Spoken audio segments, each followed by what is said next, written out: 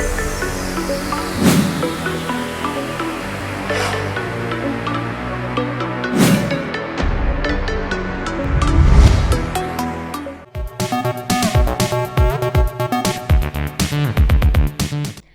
Hello welcome to best of the day.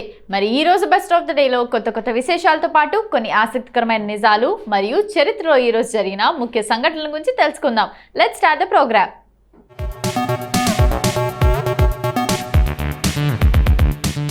ముందుగా జాతీయ బాలల దినోత్సవం గురించి చెప్పుకుందాం. నవంబర్ 14 వచ్చింది. బాలలకు బోలెడు సందడి తెచ్చింది. ఈ రోజంటే పిల్లలకు పండగ లాంటిది. నవంబర్ 14న బాలల దినోత్సవాన్ని దేశవ్యాప్తంగా వేడుకలా జరుపుకుంటారు. బాలల దినోత్సవం అంటే భారత తొలి ప్రధాని పండిట్ జవహర్లాల్ నెహ్రూ పుట్టినరోజు. మరి ఆయన జన్మదినాన్ని చిల్డ్రన్స్ డేగా నిర్వహించుకోవటానికి బలమైన కారణం ఉంది. అంతేకాదు, ప్రపంచ దేశాలన్నీ నవంబర్ 20న బాలల దినోత్సవం జరుపుకుంటాయి. కానీ భారత్లో మాత్రం 6 రోజులు ముందుగానే దీన్ని నిర్వహించుకుంటారు.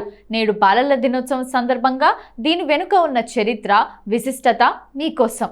మన దేశ మొట్టమొదటి ప్రధానమంత్రి జవహర్లాల్ నెహ్రూ. దేశానికి ఎక్కువ కాలం ప్రధానిగా సేవలు అందించింది కూడా ఆయనే. బ్రిటిష్ పాలనలో చతికిలపడ్డ దేశాన్ని తనదైన దార్శనికత, ముందు చూపుతో పురోగతి దిశగా నడిపించారు.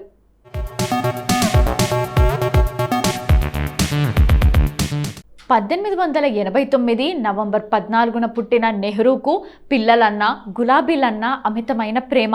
నెహ్రూ ఎక్కడికి వెళ్ళినా పిల్లలను వెతికి మరీ ఆప్యాయంగా పలకరించేవారు. వారికి కానుకలను ఇచ్చి ఉత్సాహపరిచేవారు. ప్రధాని కాకముందు స్వతంత్ర పోరాటంలో భాగంగా ఆయన పలుమార్లు జైలు జీవితం అనుభవించారు. పిల్లలంటే ఎంతో ఇష్టమైన నెహ్రూకు తన కుమార్తె ఇందిరా అంటే ఎనలేని అభిమానం. అందుకే ఆయన జైలు గోడల మధ్య నుంచి ఆమెకు అనేక ఉత్తరాలు రాసేవారు. స్వతహాగా రచయిత అయిన నెహ్రూ తన కుమార్తెకు రాసిన ఉత్తరాల్లో బోలెడు మంచి సంగతులు చెప్పేవారు. పిల్లలు ఎలా ఉండాలి, ఎలాంటి విషయాలు నేర్చుకోవాలి, సమాజంలో మంచి చెడులను ఎలా గ్రహించాలి, సమస్యలను ఎలా అధిగమించాలి తదితర అంశాలను కూలంకషంగా వివరించేవారు.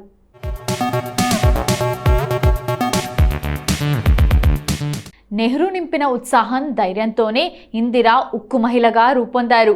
ప్రధానిగా సాహసోపేతమైన నిర్ణయాలు తీసుకొని దేశాన్ని ముందుకు నడిపారు. తన కుమార్తె ఇందిరకు నెహ్రూ రాసిన ఉత్తరాలు నేటి తరానికి పాఠాలయ్యాయి.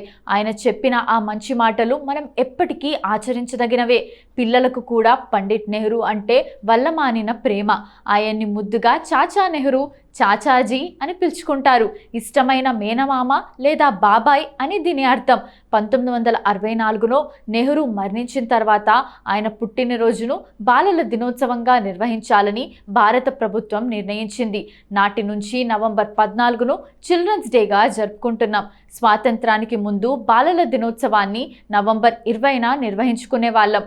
ఈ రోజున పిల్లల దినోత్సవం నిర్వహించాలని ఐక్యరాజ్య సమితి సభ్య దేశాలన్నీ తీర్మానించాయి.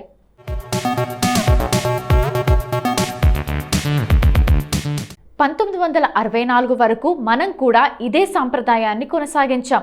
కానీ నెహ్రూ మరణం తర్వాత నుంచి నవంబర్ 14న నిర్వహించుకుంటున్నాం.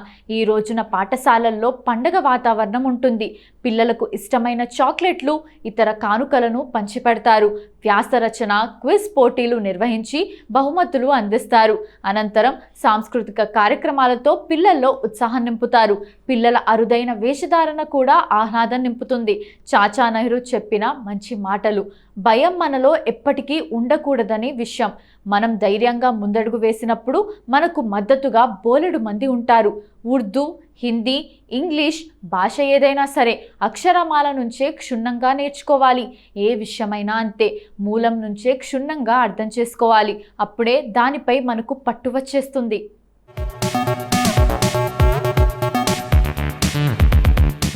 నెహ్రూ ఇందిరతో చెప్పిన మాట ఇది. మన పాఠశాలల్లో పిల్లలను గమనిస్తే పై తరగతులు చదువుకునే వాళ్ళు కూడా సరిగ్గా అక్షరాలు గుర్తుపట్టలేరు.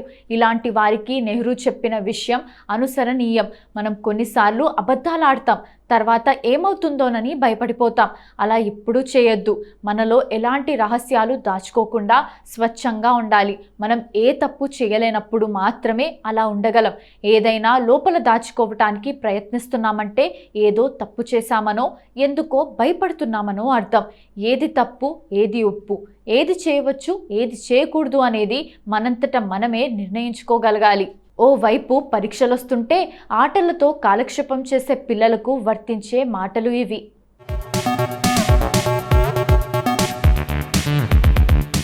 తెలియని విషయం గురించి ఎవరితో అయినా మాట్లాడాలంటే మనకు భయంగా ఉంటుంది.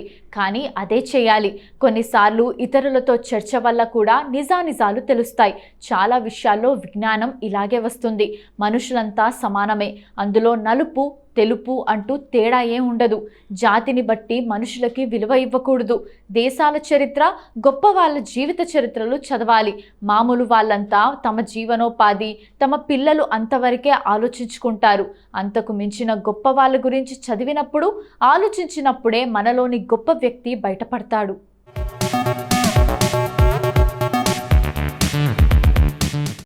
ఇప్పటిదాకా జాతీయ బాలల దినోత్సవం గురించి తెలుసుకున్నాం కదా. ఇక ఇదే రోజు ప్రపంచ మధుమేహ దినోత్సవం కూడా. మరి దీని గురించి కూడా తెలుసుకుందాం.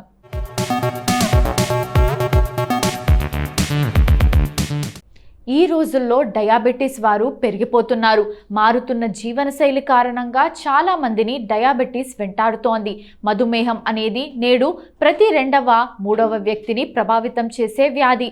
దీనికి ప్రధాన కారణాల్లో ఆహారం, జీవనశైలి. డయాబెటీస్ ఇప్పుడు పిల్లల నుండి పెద్దల వరకు అన్ని వయసుల వారిని వేధిస్తోంది. మధుమేహంలో ప్రధానంగా 2 రకాలుంటాయి. Type 1 diabetes, type 2 diabetes. Type 1 diabetes అనేది ఒక రకమైన జన్యుపరమైన రుగ్మత. ఇది ఒక తరం నుండి మరొక తరానికి వ్యాపిస్తుంది. అయితే టైప్ 2 డయాబెటీస్ మీ జీవనశైలి, చెడు అలవాట్ల కారణంగా వస్తుంది. ఒకసారి మధుమేహం వచ్చిందంటే దానిని పూర్తిగా నిర్మూలించలేని పరిస్థితి. జీవనశైలి మార్పులు చేసుకోవటం, ఆహార అలవాట్లను మార్చుకోవటం తప్ప వేరే మార్గం లేదనే చెప్పాలి.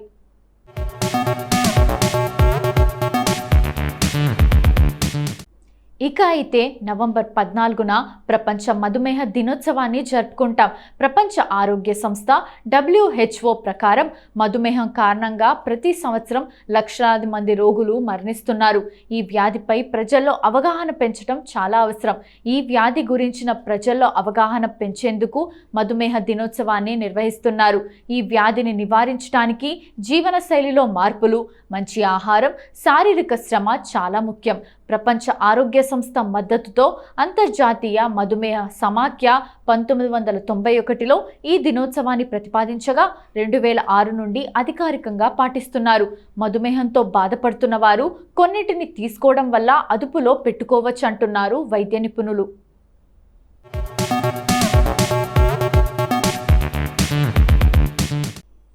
సిట్రస్ పండ్లు, నారింజ, నిమ్మకాయలు వాటి తాజాదనం, పుల్లని రుచికి ప్రసిద్ధి చెందాయి. అమెరికన్ డయాబెటీస్ అసోసియేషన్ ప్రకారం సిట్రస్ పండ్లలో పొటాషియం, ఫోలేట్, ఆరోగ్యకరమైన ఫైబర్లు ఉంటాయి. ఇవి రక్తంలో చక్కెర స్థాయిలను నియంత్రించడంలో సహాయపడతాయి. పెరుగు, మీకు మధుమేహం ఉంటే మీ ఆహారంలో పెరుగును చేర్చుకోండి. Harvard school of public health HSPH పరిశోధకులు నిర్వహించిన ఒక అధ్యయనంలో పెరుగు తీసుకోవడం వల్ల మధుమేహం ముప్పు తగ్గుతుందని తేలింది. ఇందులో కాల్షియం, ప్రోటీన్లు కూడా పుష్కలంగా ఉండటం వల్ల ఆరోగ్యాన్ని మెరుగుపరుస్తుంది. చియా విత్తనాలు బరువు తగ్గడంలో సహాయపడే ప్రభావవంతమైన సూపర్ ఫుడ్గా చెప్పబడుతున్నాయి.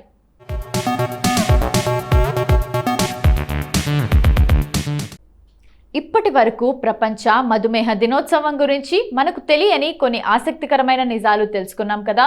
మరి నవంబర్ 14వ తేదీన ఒక్కసారి చరిత్రలోకి వెళ్ళి చూస్తే ఎంతో మంది ప్రముఖుల జన్మాలు జరిగాయి. మరి ఒక్కసారి చరిత్ర పుటల్లోకి వెళ్ళి నేడు జన్మించిన ప్రముఖులు ఎవరో తెలుసుకుందాం రండి.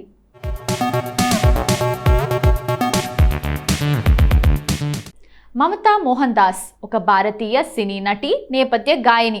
ప్రధానంగా మలయాళ చిత్రాల్లోనూ కొన్ని తమిళ, తెలుగు సినిమాల్లోనూ నటించింది. ఈమెను దర్శకుడు రాజమౌళి తెలుగు తెరకు యమదొంగ చిత్రం ద్వారా పరిచయం చేశాడు.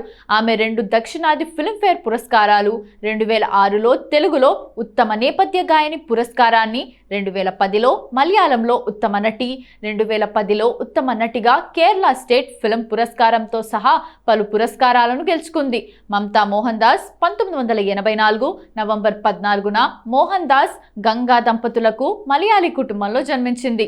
వీరి కుటుంబం కన్నూరుకు చెందింది. ఆమె 2002 వరకు బహ్రెయిన్లోని ఇండియన్ స్కూల్లో చదువుకుంది.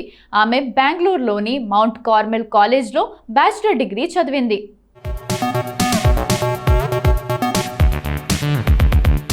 1976 నవంబర్ 14న తమిళనాడులోని చెన్నైలో జన్మించిన హేమంగ్ బదాని భారతదేశపు మాజీ క్రికెట్ ఆటగాడు. ఇతడు భారత జట్టు తరపున 40 వన్డేలు ఆడి 33.34 సగటుతో 867 పరుగులు చేశాడు. ఇందులో 1 సెంచరీ, 4 అర్ధ సెంచరీలు ఉన్నాయి. వన్డేలో అతని అత్యధిక స్కోర్ 100. టెస్టుల్లో మాత్రం అతను ఎక్కువ కాలం నిలదొక్కుకోలేకపోయాడు. స్వల్పకాలం 4 టెస్టులకే పరిమితమై 15.66 సగటుతో 96 పరుగులు మాత్రమే చేశాడు. టెస్టుల్లో అతని అత్యధిక స్కోరు 38 పరుగులు మాత్రమే. వన్డేల్లో అతని అత్యుత్తమ ప్రదర్శన 2000, 2001లో ఆస్ట్రేలియాపై పూణేలో జరిగిన మ్యాచ్లో 100 పరుగులు. ఇదే బదాని యొక్క ఏకైక సెంచరీ. 2004లో వన్డే జట్టు నుంచి కూడా ఉద్వాసనకు గురయ్యాడు. 2007లో ఇండియన్ క్రికెట్ లీగ్లో చేరడానికి సంతకం చేశాడు.